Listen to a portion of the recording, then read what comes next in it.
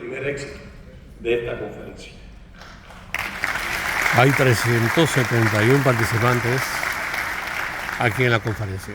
El objetivo de este panel, como se explicó, es exponer y deliberar sobre la política del gobierno hacia los cubanos que residen fuera del país, los que viven fuera, los que permanecen largos periodos fuera del país, o los hijos y nietos de estos que los consideramos cubanos.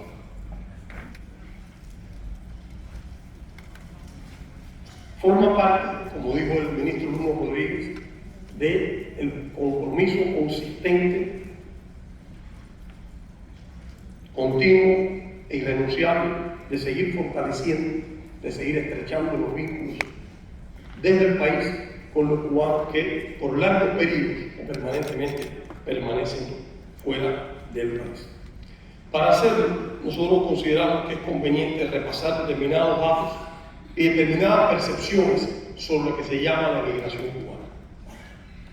Residen permanentemente en el exterior, con cálculos aproximados, 2 millones de cubanos, o sea, de personas que nacieron en nuestro país. Alrededor de 1.438.000 residen en Estados Unidos, o sea, casi 3/4 partes. En el resto del mundo residen una cifra aproximada de 500.000, que están divididos casi a la mitad entre América Latina y el Caribe, donde residen 222.681, y Europa, donde hay aproximadamente 218.765. Cuba no está entre los 30 países de mayor emigración, si uno compara en un sesgo de unos 10 a 15 años. Y ni siquiera está entre los 5 de mayor emigración en América Latina. Pero sin embargo, la cifra de emigrados es alta y es un fenómeno que ha sido histórico a lo largo de nuestro país, sobre todo durante el siglo, desde que comenzó el siglo XX.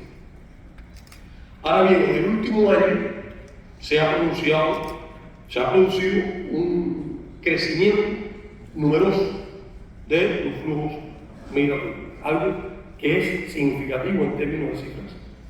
Y esto tiene un impacto apreciable en nuestra sociedad, lo conocemos prácticamente todos. Ahora, de estos cubanos que viven en el exterior, nos visitaron en el año 2018 y en el año 2019 un promedio de 356.000 cada año. Yo estoy promediando los 2 años. Y esta cifra de cubanos que residen en el exterior y que visitan el país cayó a partir del año 2020.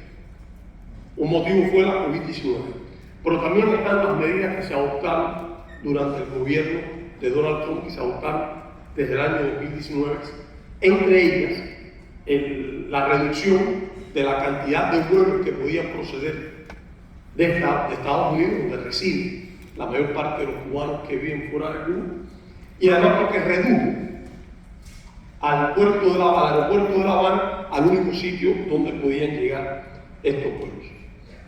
Desde el año 2022 ha habido una recuperación de la cifra de cubanos que nos visitan, pero aún está lejos de las cifras que alcanzábamos en el año 2018 y 2019.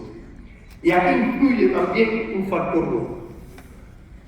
La presencia de Cuba, o la designación de Cuba como Estado patrocinador del terrorismo, la designación que como sabemos todos es arbitraria, tiene entre sus consecuencias que priva del privilegio de viajar a Estados Unidos sin visa a los nacionales o a los residentes de un conjunto de países, entre ellos muchos países europeos y algunos países latinoamericanos, si el ciudadano de ese país o el residente en ese país ha visitado Cuba o ha visitado algún país que esté en la lista del Departamento de Estado con anterioridad.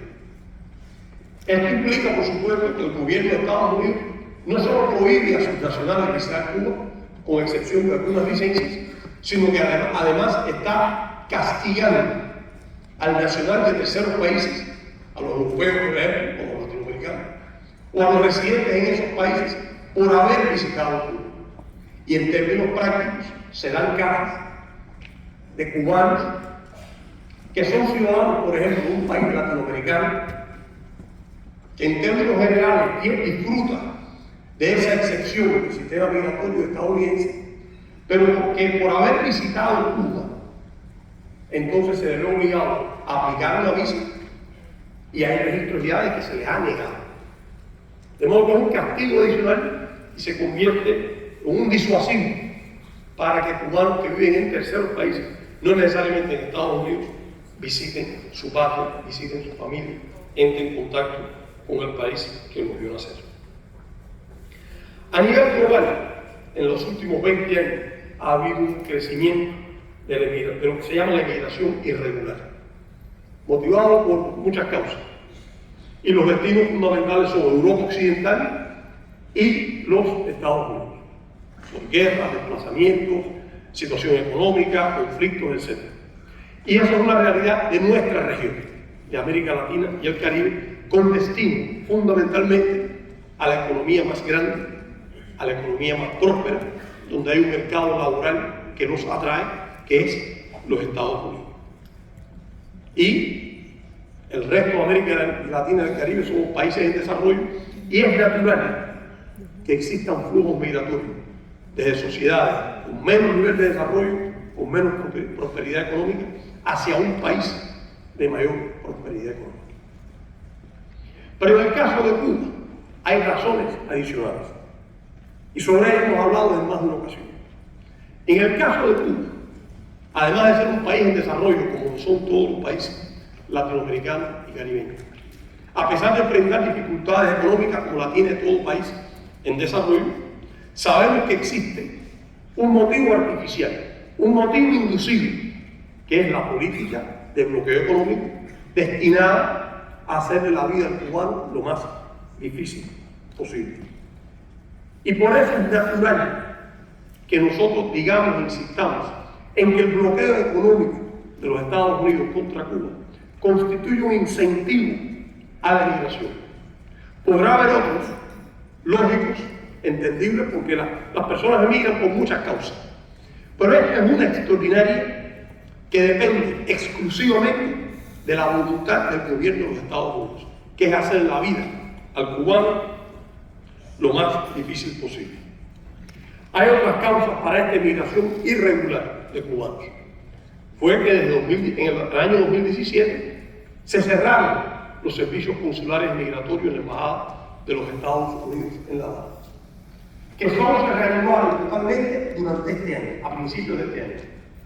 Y aún así son limitadas, puesto que se procesa, al que aspira a migrar, se procesa sin cubrir necesariamente lo que se acumuló desde el año 2017, pero además la embajada aún continúa negándose a procesar a aquel que desea visitar temporalmente, el que está buscando una visa de no inmigrante, el cubano que desee viajar a los Estados Unidos para visitar a un familiar, para conocer el país, para vacacionar, para comprar, para apoyar la actividad económica que tenga en Cuba, necesita viajar a un tercer país para obtener la visa, con el costo que ello implica y por supuesto con el riesgo de que esa visa, después de haber empleado el dinero, no se otorgue.